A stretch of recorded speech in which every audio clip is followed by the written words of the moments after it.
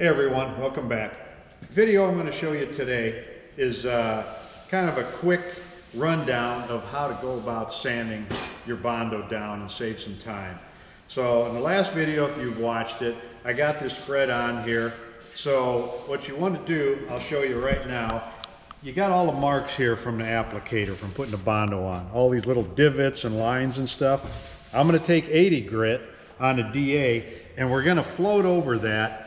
We don't want to try and gouge anything out and just let the DA do the work.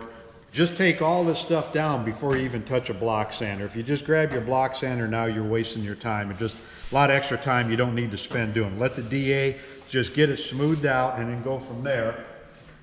And what I'm going to do, I want to keep the DA from going past here. I didn't want to put 80 grit into anything here and make it any rougher. So we're just going to take care of this right here, get it all sanded down. All I want to do is get to the bottom of these divots and all the little marks from the applicator, just make it uniform. And then from there, I'll take the block sander. Okay, let's get started.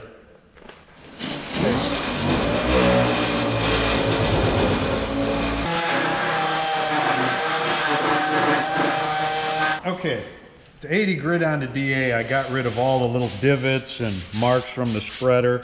So now we got a uniform finish. I'm going to take my block sander with 80 grit, go over this, and same thing, I want to stay off these edges. We'll get those later, but work on this.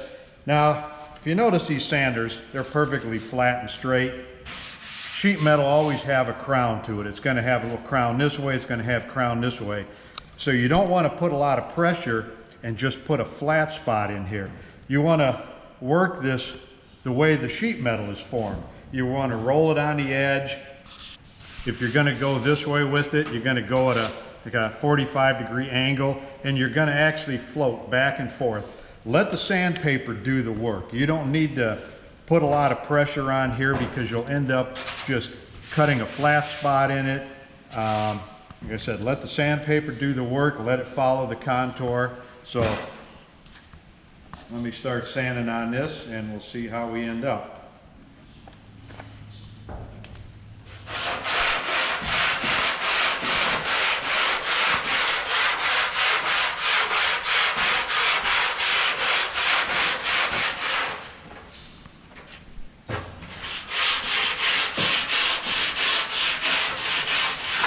Okay, I got everything flattened out with the 80 grit.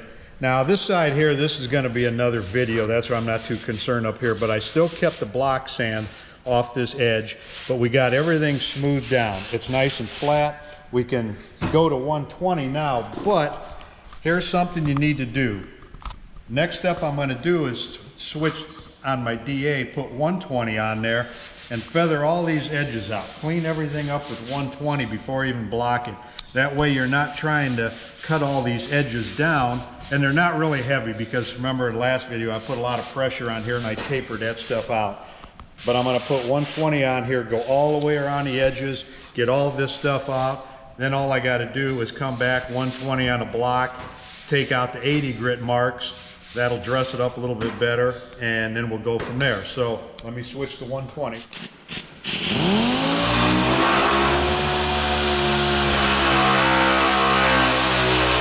Okay, I took 120, I got everything all smoothed out, 120 on the DA.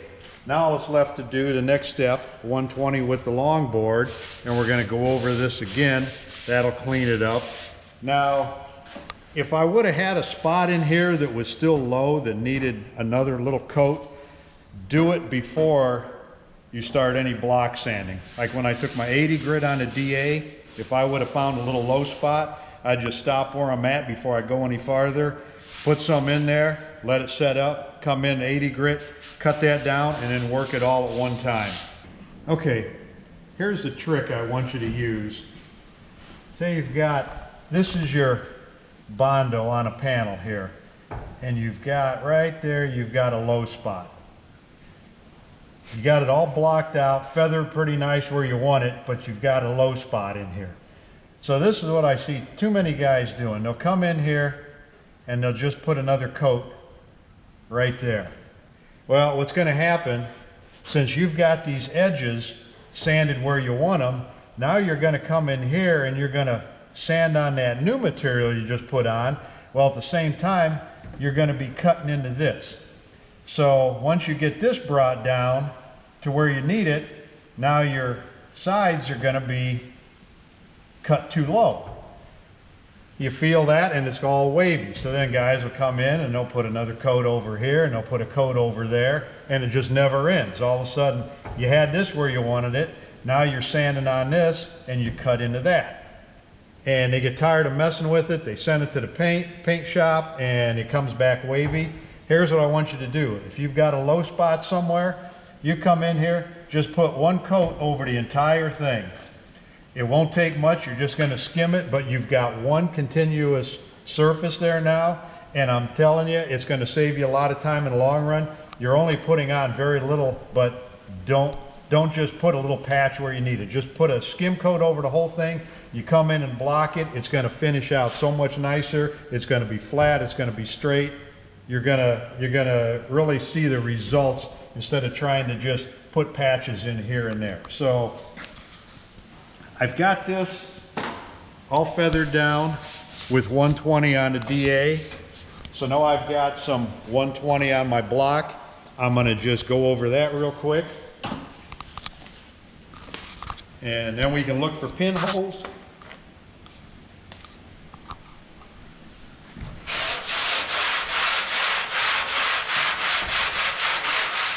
Okay, 120 on the longboard. I've got all the 80 grit scratches out of it. And this is what I want to see. This Bondo is starting to get transparent. You can see no point in going any farther. That was a low spot here. It's starting to show up, but it feels nice and straight. Everything's feathered out. The only other thing to do, now you just take 220, 221, whatever it takes, and put it on your DA. Go around all your edges, and you can float over here if you want. Don't try and gouge too much into your Bondo, but if you keep, I don't have my finished DA with me, but that'll work nicer. You take 220 on there and you can just skim over this and get rid of some of the 120 marks. But as you can see, that was one coat, which is what I strive for. It doesn't always work, but most of the time, if you do your prep work right, your body work right, you'll come out with just one coat. And you can see there's no high spots there. Now, if you hit some bare metal and it's showing up, you don't want to keep sanding on there, because that sandpaper isn't going to sand the metal, but it's going to sand the Bondo around it.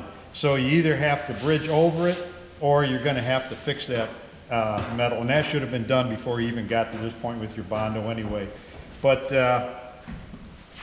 right there is what I usually strive for. It's a nice finish. A little more final sanding, it'll be good to prime. And you can see how it's getting transparent. There's not a lot of filler on there. So with practice, you can do it. It's like anything, it takes practice to do this. The next video, I'm gonna show you a way to shortcut something that, now I left a deep crease in here, how we're gonna do this. So watch for that one coming up shortly. So next thing I want you to do after you watch this video is subscribe. Hit that subscribe button. Tell your friends, impress your family, tell them you watch my channel. Until next time.